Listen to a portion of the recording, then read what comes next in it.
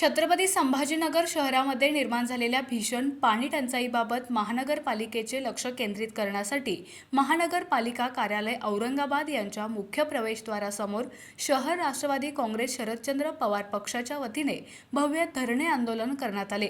आंदोलनामध्ये आजी माजी पदाधिकारी, सर्व सेलचे अध्यक्ष, कार्याध्यक्ष, सर्व विधानसभा अध्यक्ष, इतर सर्व पदाधिकारी सहभागी झाले होते।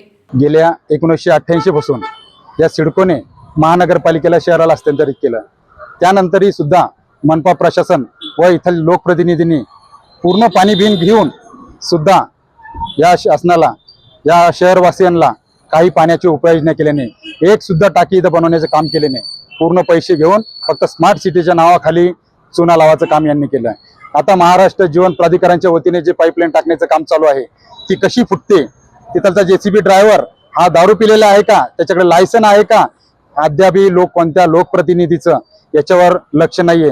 त्यामुळेही शहराला खूप मोठा भुर्दंड पडतोय। टँकर पाण्याने विकत घ्यावं लागत आहे।